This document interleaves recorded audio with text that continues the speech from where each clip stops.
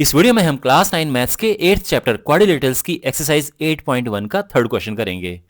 Question है diagonal AC of a parallelogram ABCD bisects angle A. Show that it bisects angle C also and ABC is a rhombus। देखो ये एक parallelogram है, ये बात question में गिवन है। डायगोनल इस एंगल को बाइसेक्ट करता है, मींस जितना ये है एंगल उतना ही ये है। ठीक है, हमने प्रूव करना है कि ये और ये आपस में इक्वल है। ओके, तो कैसे करेंगे? तो देखो, मैं आसान करने के लिए इनको नाम दे देता हूँ एंगल 1, एंगल 2, एंगल 3, एंगल 4। तो गिवन है angle 1 is equal to angle 2 और हमने प्रूफ करना है angle 3 is equal to angle 4। है, बात समझ आ गई? तो यहाँ पे जो मैंने यहाँ पे लिखा है इनको कि 1 2 3 4, ये यहाँ पे मैं लिख देता हूँ। तो यहाँ पे मैंने लिख दिया कि लेट ये एंगल 1 है, ये लिखना चाहिए, ठीक है, क्योंकि 1 2 3 4 अपनी तरफ से हम लिख रहे हैं। तो let angle BAC angle A1, फिर एंगल DAC ये एंगल 2 है, ये 3, ये 4, ये मैंने लिख दिया है। ओके, गिवन है angle 1 is equal to angle 2 और हमने प्रूव करना है, अगर मैं अभी फर्स्ट पार्ट की बात करूं तो angle 3 is equal to angle 4 हमने प्रूव करना है। ओके, ये मैं फर्स्ट पार्ट की बात कर रहा हूं अभी, ठीक है। तो इतना समझ आ गया, जो गिवन है और जो प्रूव करना है। अब देखो कैसे करेंगे, तो पहले मैं आपको सरल भाषा में समझा देता हूं कि कैसे प्रूव करें। ये एंगल और ये एंगल हमने इक्वल प्रूव करने हैं। तो ये तो आपको पता है कि ये एक पैरेललोग्राम है। पैरेललोग्राम में क्या होता है कि ऑपोजिट साइड्स पैरेलल होती हैं, दोनों पेयर ऑफ ऑपोजिट साइड्स। तो ये और ये पैरेलल है और ये भी पैरेलल है, क्योंकि पैरेललोग्राम में दोनों pair of opposite sides parallel होते हैं। अब बिकॉज ये और ये पैरेलल हैं तो ये एंगल और ये एंगल हो जाएंगे इक्वल, एंगल 1 और एंगल 3 इक्वल हो जाएगा। और बिकॉज ये पैरेलल हैं तो एंगल 2 एंड एंगल 4 भी आपस में इक्वल हो जाएंगे। क्यों? क्योंकि ये पैरेलल है, ये ट्रांसवर्सल है, ये भी इक्वल हो जाएंगे।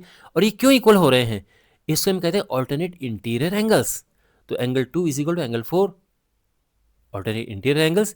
इसी तरह से देखो, ऐसा होता है ना कि अगर हमारे पास ये दो लाइन्स हों और ये पैरेलल हैं, ये ट्रांसवर्सल लाइन है, तो ये एंगल और ये एंगल इक्वल होते हैं और इनको हम कहते हैं ऑल्टरनेट इंटीरियर एंगल्स। तो वही सिचुएशन यहाँ पे है, ये लाइंस पैरेलल हैं, ये ट्रांसवर्सल है, ये और ये इक्वल होंगे ऑल्टरनेट इंटीरियर एंगल्स।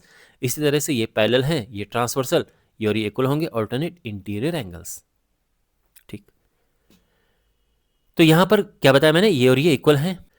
देखो, मान लीजिए कि ये 40 डिग्री है तो ये भी 40 डिग्री होगा, है ना, ये बिकॉज ये इक्वल हैं, ऑल्टरनेट इंटीरियर एंगल्स। अच्छा, ये और ये भी इक्वल हैं, क्यों? क्योंकि क्वेश्चन में गिवन है कि ये इक्वल हैं। अच्छा, बाकी उसके बाद ये और ये भी इक्वल है, क्योंकि ऑल्टरनेट इंटीरियर एंगल्स हैं, इक्वल होते हैं। तो अब आप देख रहे हैं कि ये और ये अपने आप ही इक्वल आ चुके हैं और यही हमने प्रूफ करना है। तो इस तरह से हम इसमें आगे बढ़ेंगे। तो अभी फर्स्ट पार्ट है, सेकंड पार्ट में इसको रोम्बस प्रूव करना है, वो तो हम कर लेंगे, चारों साइड से हमने इक्वल प्रूव करनी है, वो हो जाएगा। तो यहां पे हम लिखेंगे कि देखो, since AB is parallel to CD, या DC लिखो, एंड AC इज ट्रांसवर्सल,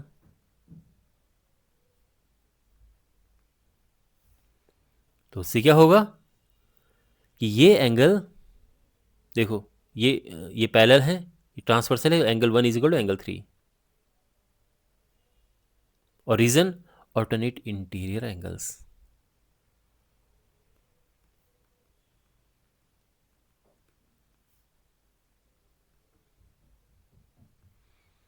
ठीक है, ये इक्वल आ चुके हैं।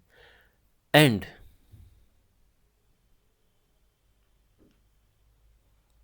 AD is parallel to BC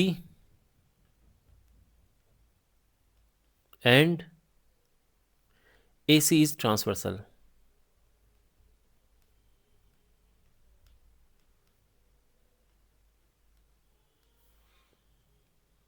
Therefore, देखो क्या हुआ उससे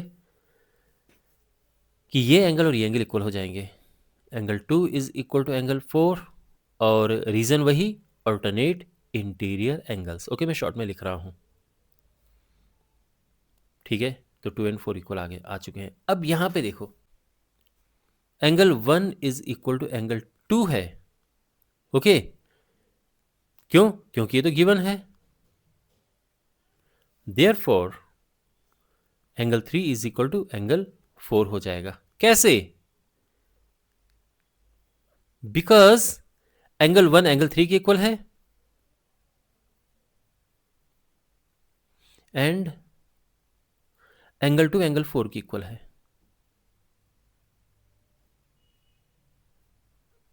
तो इसीलिए that's why these are equal. Angle 3 is equal to angle 4. और हम कह सकते हैं, so we can say that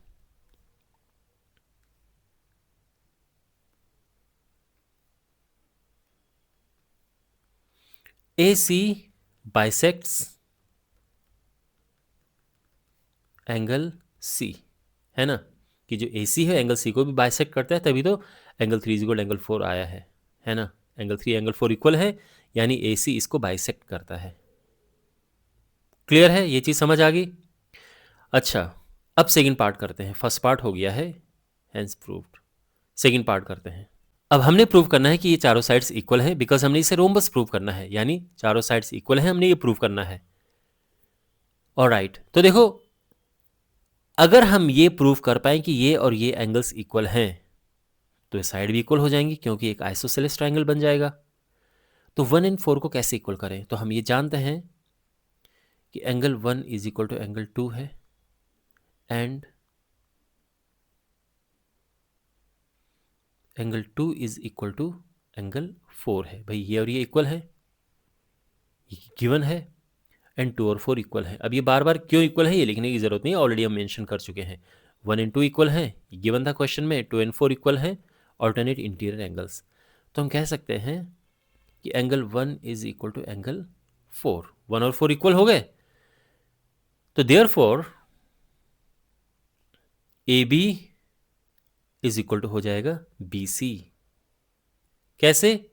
because in an isosceles triangle angles, मतलब sides opposite to equal angles are equal. किसी आइसोसेलेस ट्राइंगल में जो साइड्स इक्वल एंगल के सामने होती हैं वो इक्वल होती हैं. तो in an isosceles triangle sides opposite to equal angles are equal. ठीक है, in an isosceles triangle sides opposite to equal angles are equal. और इसके अलावा ये तो हमें पता ही है कि AB is equal to CD.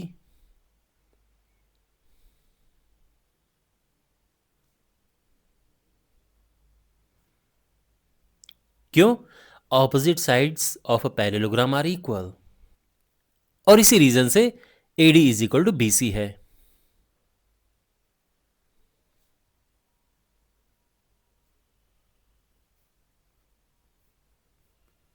ठीक है, तो यहां पे देखो, यहां पे AB is equal to BC है, साथ में AB is equal to CD भी है, CD है ना, और साथ में BC is equal to AD भी है. तो ये चारों साइड्स इक्वल हो गई हैं. तो हम कह सकते हैं कि therefore we can say that ABCD is a rhombus. ठीक है ना, और यही हमने प्रूव करना था.